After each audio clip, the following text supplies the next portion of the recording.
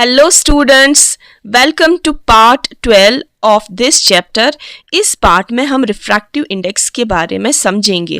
पिछले पार्ट में आपने लॉज ऑफ रिफ्रैक्शन के बारे में समझा था और उसमें जो आपका सेकेंड लॉ है वो कहता है अगर आप एंगल ऑफ इंसिडेंस को कितना भी चेंज करेंगे तो आपका एंगल ऑफ रिफ्रैक्शन चेंज होता जाएगा, मगर अगर आपके दो मीडियम्स जो है वो कांस्टेंट है तो आपका जो रेशियो है किसका, sine I divided by sine R का जो रेशियो है हर बार सेम ही निकलेगा। तो उस सेम वाले वैल्यू को कहते हैं कांस्टेंट वैल्यू और वही कांस्टेंट वैल्यू आपका रिफ्रैक्टिव इंडेक्स होता है।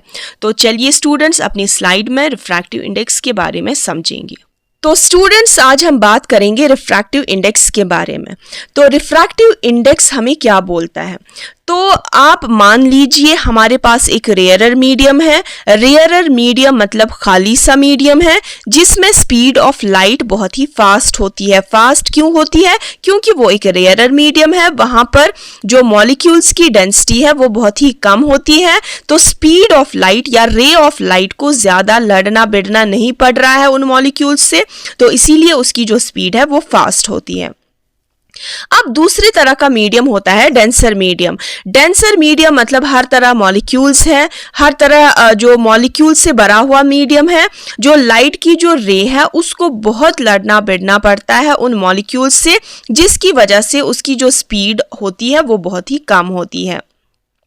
तो जितना ज्यादा डेंसर मीडियम होता है उतनी स्पीड ऑफ लाइट कम होती है। हमने बोला जो ऑप्टिकल डेंसिटी है या रिफ्रैक्टिव इंडेक्स है या म्यू है, ये किसका मेजर है? ये रिफ्रैक्टिव इंडेक्स का मेजर है। तो ऑप्टिकल डेंसिटी को मेजर किया जाता है बाय रिफ्रैक्टिव इंडेक्स और इसका जो सिंबल है वो म्यू है या कर्सिव एन से भी कई लोग इसको रिप्रेजेंट करते हैं। तो रिफ्रैक्टिव इंडेक्स बोलो या ऑप्टिकल डेंसिटी बोलो या म्यू, तो ये तीनों चीजें हैं ये एक ही बात को रिप्रेजेंट करते हैं। जितनी म्यू की वैल्यू ज्यादा है उतना डेंसर मीडियम है और जितना ज्यादा डेंसर मीडियम है उतनी स्पीड ऑफ लाइट कम होगी। ये आपने यहां पर समझा, अगर डेंसर मीडियम है उतनी स्पीड ऑफ लाइट कम होगी। तो इसका मतलब है जो म्यू है वो इनवर्सली प्रोपोर्शनल है to the speed of light in that medium. अगर म्यू की वैल्यू आपको ज्यादा होगी तो स्पीड ऑफ लाइट उतनी ही कम होगी, क्योंकि ये इनवर्सली प्रोपोर्शनल है। अगर ऑप्टिकल डेंसिटी कम है तो स्पीड ऑफ लाइट ज्यादा होगी। अब ये चीज हम इस एग्जाम्पल से समझते हैं। सपोज हमारे पास दो मीडियम्स है, फिक्स मीडियम नंबर 1 है और ये मीडियम नंबर 2 है, और ये जो मैंने ये लाइन खींची है ये इंटरफेस है इन दो मीडियम्स का, और इंटरफेस वो वाली लाइन होती है जो मीडियम्स को अलग अलग करती है, जो दो मीडियम्स को अलग अलग करती है। और मीडियम 1 का जो रिफ्रैक्टिव इंडेक्स है वो है μ1 और मीडियम 2 का जो रिफ्रैक्टिव इंडेक्स है वो है μ2, और मीडियम 1 में जो स्पीड ऑफ लाइट है वो है v1 और मीडियम 2 की जो स्पीड ऑफ लाइट है वो है v2। आपको पता है आप स्टूडेंट्स जो रिफ्रैक्टिव इंडेक्स है that is inversely proportional to the speed of light. तो अगर हम बोलेंगे μ2 अपॉन μ1 की वैल्यू क्या होगी, तो μ2 के आगे आएगा v1 क्योंकि इनवर्सली प्रोपोर्शनल है, और μ1 के आगे आएगा v2। तो इस चीज को हम लिख सकते हैं refractive index of second medium with respect to first. आगे 2 लिखा जाता है और पीछे 1 लिखा जाता है, तो इसको हम बोल सकते हैं refractive index of second medium with respect to first is equal to speed of light in first medium divided by speed of light in second medium. और अब हम एग्जाम्पल से समझते हैं। यहां पर सपोज स्पीड ऑफ लाइट जो air की है वो है 3 × 10⁸ मीटर पर सेकेंड, और speed of light in glass जो होती है वो है 2 × 10⁸ मीटर पर सेकेंड। अगर हम यहां पर देखेंगे refractive index of glass upon refractive index of air, आपको पता है ये इनवर्सली प्रोपोर्शनल है, तो रिफ्रैक्टिव इंडेक्स ऑफ ग्लास के आगे आएगा speed of light in air और रिफ्रैक्टिव इंडेक्स ऑफ एयर के आगे आएगा speed of light in glass. तो आपको पता है speed of light in air है 3 × 10⁸ और speed of light in glass है 2 × 10⁸। तो यहां पर ये दो वैल्यूज सेम वैल्यूज ऊपर नीचे कैंसिल आउट होते हैं, तो आपका आएगा refractive index of glass with respect to air is equal to 3 divided by 2 और वो बराबर होता है 1.5।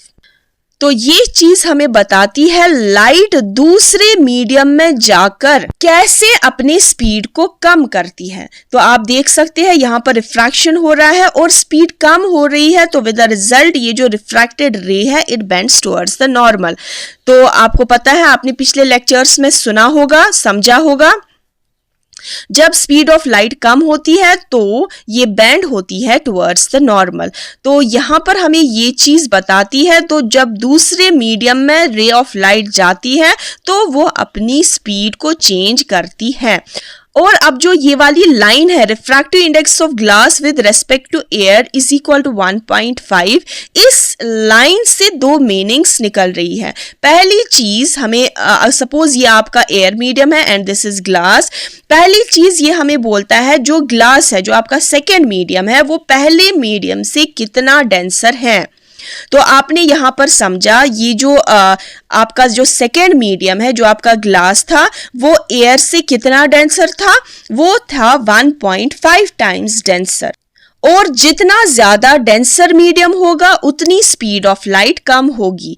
मतलब स्पीड ऑफ लाइट एयर से ग्लास में जाकर कम हो जाती है। इससे हमें यही चीज पता चलती है, क्योंकि ग्लास जो है वो एयर से डेंसर मीडियम माना जाता है। मतलब रिफ्रैक्टिव इंडेक्स ये हमें बताता है मीडियम कितने टाइम्स डेंसर है। अगर आपने यहाँ पर देखा, ये आपका एयर मीडियम 1 है और जो आपका मीडियम सेकेंड है वो ग्लास है, तो यहाँ पर आपको पता चलेगा जो ग्लास है वो एयर से कितने टाइम्स डेंसर है, 1.5 टाइम्स डेंसर है। मतलब रिफ्रैक्टिव इंडेक्स ये बताता है मीडियम कितने टाइम्स डेंसर है या स्पीड ऑफ लाइट कितने टाइम्स कम हो गई है। तो स्टूडेंट्स, आपने पहले भी देखा है जब लाइट ओब्लिक्यूली ट्रैवल करती है दो ट्रांसपेरेंट मीडियम्स में, तो वो अपनी डायरेक्शन को चेंज करती है। तो वो कितना चेंज हो जाता है, उस रे ऑफ लाइट में कितनी चेंज हो जाती है दो मीडियम्स में, ये हमें बोलता है रिफ्रैक्टिव इंडेक्स। तो रिफ्रैक्टिव इंडेक्स हमें बोलता है कितना एक्सटेंट से वो जो रे ऑफ लाइट है वो अपनी डायरेक्शन को चेंज करेगी। और जितना डेंसर मीडियम होगा उतना वो बैंड हो जाएगा, उतनी स्पीड ऑफ लाइट यहाँ पर कम हो जाएगी। तो आपको पता है जो लाइट है वो ट्रैवल करती है fastest in the vacuum. Vacuum मतलब जहां पर कोई मीडियम होता ही नहीं है, जैसे कि स्पेस है, वहां पर कोई मीडियम है ही नहीं, वहां पर जो स्पीड ऑफ लाइट है वो फास्टेस्ट होती है। और जो हाईएस्ट स्पीड ऑफ लाइट है वो है 3 × 10⁸ मीटर पर सेकेंड। तो यहाँ पर एयर में जो स्पीड ऑफ लाइट है वो हल्की सी कम है as compare to the vacuum. फिर उसके बाद जो स्पीड ऑफ लाइट है वो ज्यादा कम हो जाती है ग्लास में जाकर या पानी में जाकर। तो रिफ्रैक्टिव इंडेक्स वो बोलता है जो दूसरा मीडियम है वो पहले मीडियम से कितने टाइम्स डेंसर है या स्पीड ऑफ लाइट कितनी चेंज हुई है, वही हमें रिफ्रैक्टिव इंडेक्स बोलता है। ये आपने पिछले स्लाइड में यहाँ पर समझा। अब आपको देखना है एब्सोल्यूट रिफ्रैक्टिव इंडेक्स और रिलेटिव रिफ्रैक्टिव इंडेक्स क्या होता है। जो रिफ्रैक्टिव इंडेक्स है स्टूडेंट्स वो दो तरह के होते हैं, एब्सोल्यूट रिफ्रैक्टिव इंडेक्स और रिलेटिव रिफ्रैक्टिव इंडेक्स। यहाँ पर रिलेटिव रिफ्रैक्टिव इंडेक्स के बारे में नहीं लिखा है बुक में, मगर फिर भी हम समझते हैं। तो एब्सोल्यूट रिफ्रैक्टिव इंडेक्स वो होता है जब रे ऑफ लाइट जाती है वैक्यूम से लेकर दूसरे मीडियम में। अगर आपका मीडियम 1 जो है वो वैक्यूम या एयर है और वो जो रे ऑफ लाइट जाती है एयर या वैक्यूम से दूसरे मीडियम में, तो उसको कहते हैं एब्सोल्यूट रिफ्रैक्टिव इंडेक्स। इसका सबस्क्रिप्ट नहीं होता है। जब यहाँ पर सबस्क्रिप्ट नहीं होता है तो हमें खुद ही समझना है ये आपका एब्सोल्यूट रिफ्रैक्टिव इंडेक्स है। मतलब जो लाइट है वो एयर से जाकर गुजरती है या वैक्यूम से गुजर रही है, वही आपका मीडियम 1 है, फिर दूसरे मीडियम में जाती है। सपोज यहाँ पर लिखा होगा म्यू और आगे लिखा होगा जी, तो जी का मतलब है ग्लास। तो इसी से हमें समझना है यहाँ पर जब आपका सबस्क्रिप्ट नहीं होता है, इसी से हमें समझना है जो ये लाइट है ये या तो वैक्यूम से लेकर ग्लास में गई है या तो एयर से लेकर ग्लास में गई है। तो इसी को हम कहते हैं एब्सोल्यूट रिफ्रैक्टिव इंडेक्स।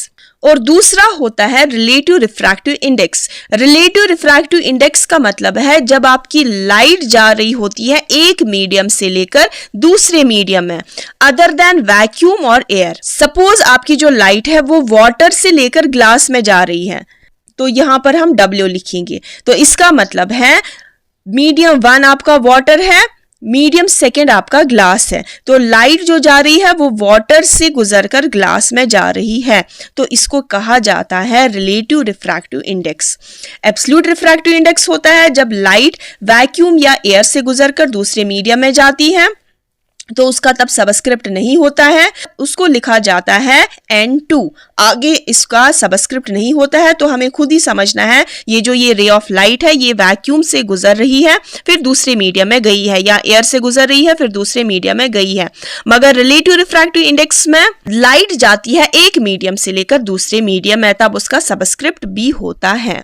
अब यहाँ पर स्टूडेंट्स आपके पास आपकी बुक में 10.3 टेबल में यहाँ पर रिफ्रैक्टिव इंडेक्सेस दिए गए हैं अलग अलग मीडियम्स के, जैसे कि एयर का रिफ्रैक्टिव इंडेक्स यहाँ पर दिया गया है। हर किसी मीडियम का, हर किसी मटेरियल मीडियम का यहाँ पर रिफ्रैक्टिव इंडेक्स दिया गया है इस टेबल में। यही जो रिफ्रैक्टिव इंडेक्स है ये हमें बोलता है आपका जो मीडियम है वो कितना ज्यादा डेंसर है।